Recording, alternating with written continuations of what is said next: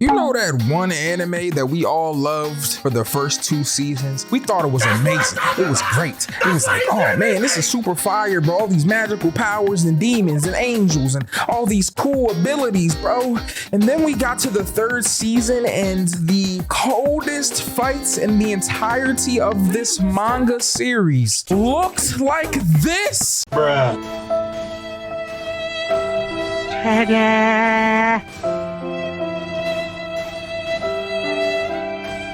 Oh my God! Bruh.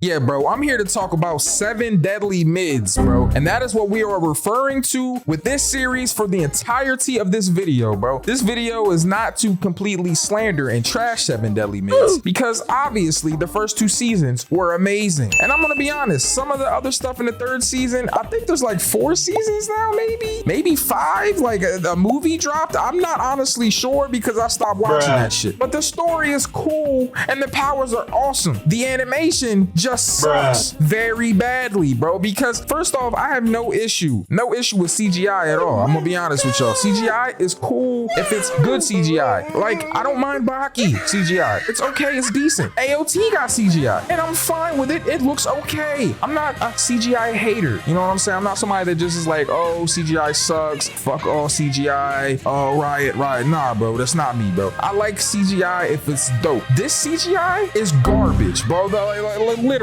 I'm gonna run through the first 3 seasons of this and kind of give you my thoughts on each season and why it was what it was. Now, when the first season dropped, bro, I'm not gonna cap, bro. First off, meeting all the, you know, the different sins, awesome, bro. Fucking with that. However, this man Meliodas is one of the coldest dudes in anime, in my opinion. And I will explain some of the cold moments that this dude had. So Gil Thunder is a guy that we initially thought was a bad guy, an antagonist. Now, I'm not gonna lie to you, looking at this guy, you would think that he's just some pompous douchebag with a bunch of powers that throws his authority around. That's literally what it seemed like to me until we find out that this dude is a complete dick eater. We'll get to that. However, in the beginning, when we see Gil Thunder, we're thinking, like I said, that he's a bad guy. And we have this scene right here where this man proceeds to throw a spear towards the direction of where Meliodas is. Now I'm like, oh my fucking God, this dude just threw a spear like he's on track and field and it's done a barrel rolled fucking, I don't know, miles to where Meliodas is. He's the one. And then Meliodas did this. Now, as you guys can see, this is one of the coldest moments in anime, bro. This man grabs this spear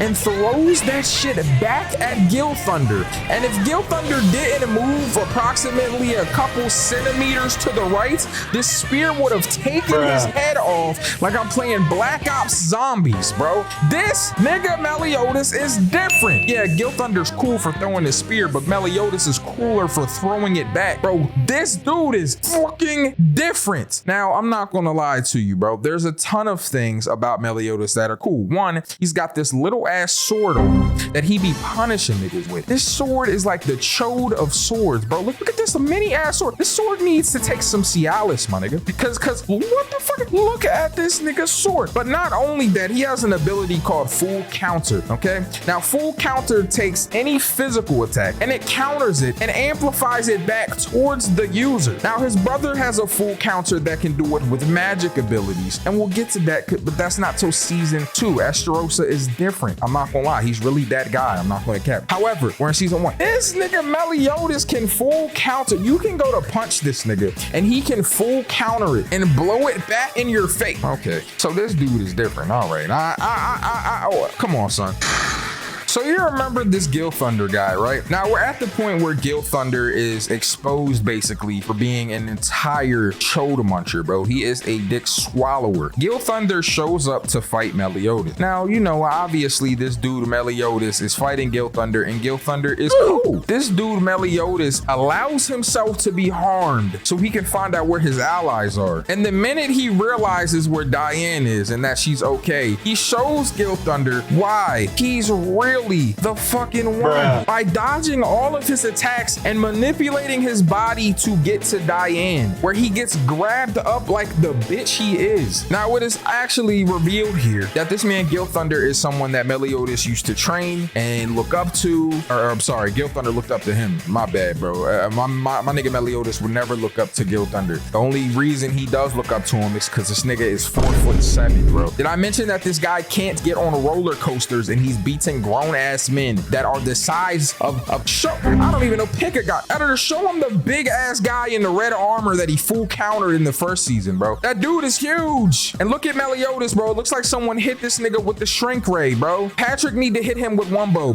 Make him grow a little bit. Bro, it's the size of Frieza from Dragon Ball Z punishing niggas, bro. It's always the little guys you gotta watch out for, bro. Those dudes be demons, literally, because Meliodas is a demon. But that's besides the point. So this man Gil Thunder admits to all of this, and we find out that he's the ultimate fan. This man is the Bartolomeo of fucking 7 Deadly Mids, bro. He is Barto from One Piece. He is like a Meliodas fangirl, bro. He's one of those K-pop accounts. If Gil Thunder had a Twitter, he'd be a BTS fan. No cap. You remember the big ass person in the armor with like the gold mask that came to fight Meliodas because the kingdom was afraid of him? And they pick him up and they say, the kingdom is afraid of a small child. Do you remember that guy? Yeah. You remember when Meliodas punched this motherfucker in the stomach so hard that blood started gushing from the mask? Yeah, bro. This little dude did that. Bro, I'm not gonna lie.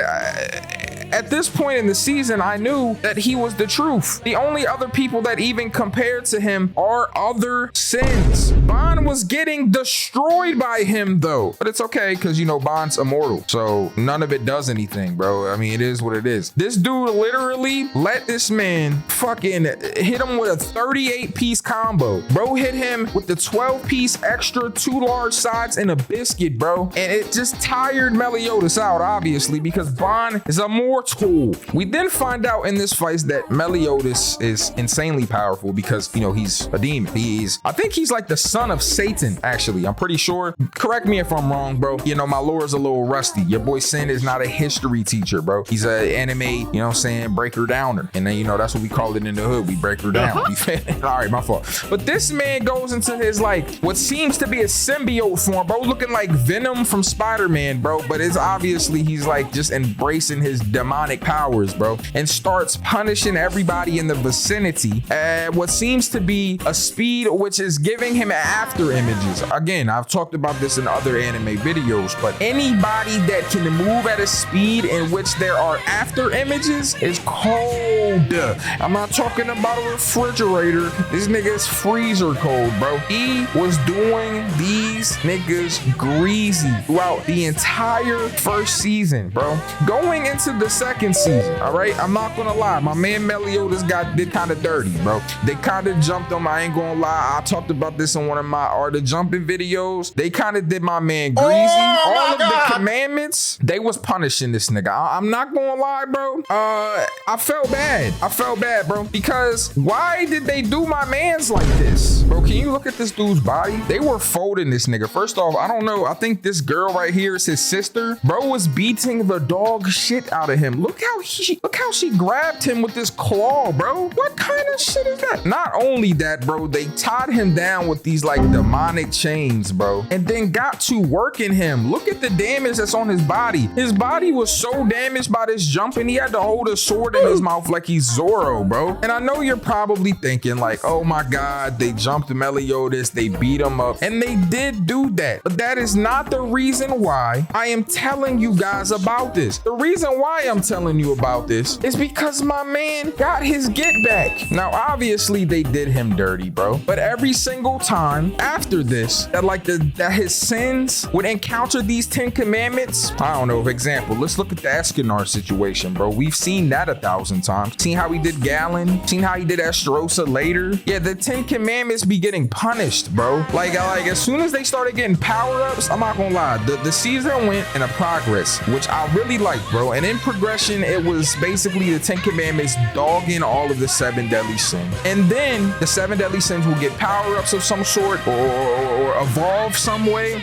and then they would beat the fuck out of the 10 commandments, bro. And I like when a story has progression like this, because, oh, don't get give me one of those bullshit ass like things where it's like, oh my God, I'm gonna, be super overpowered from the beginning and beat everybody up. No, there's a literal progression in Seven Deadly Sins, which makes it fire, bro. It's like any other shonen. You lose to the villain hella times, you get a power up, you win. That's what I like to see. And I know a lot of people are like, well, Sin, I think that the same formula in shonen is boring. I don't give a fuck what you think. I think that that's fire, bro. That's why I like Dragon Ball Z so much. And for anybody that likes battle shonen, I don't want to see overpowered people just beating up niggas the whole time. That's what One Punch Man is, bro. One Punch Man is all the other heroes getting dogged by the villains and then Saitama showing up and beating them. That is literally the entire show, and that's cool and it's fun, and I love One Punch Man. It's not to throw a jab at it, but bro, if every anime was like that, it would be garbage. It would be garbage, because like none of the other heroes in One Punch Man really mean anything, bro, because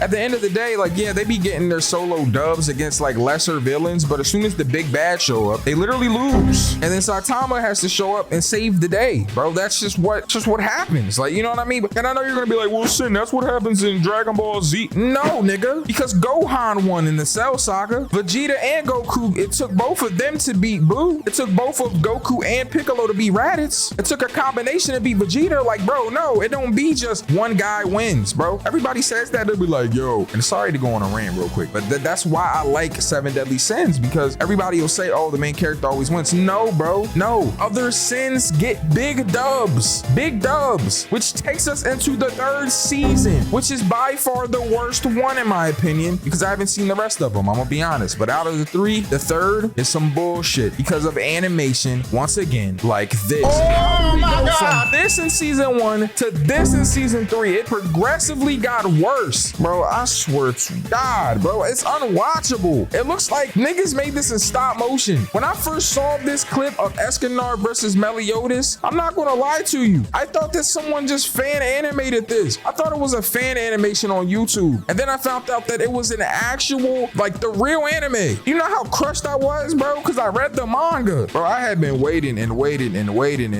to see this fight, bro. Literally waiting, bro. And then out of nowhere, we finally get to where I wanted to be at. I'm super excited about it. And then the fucking fight was bullshit. It was garbage. And that, my friends, is why Seven Deadly Sins is now 7 Deadly Myths. Thank you for watching.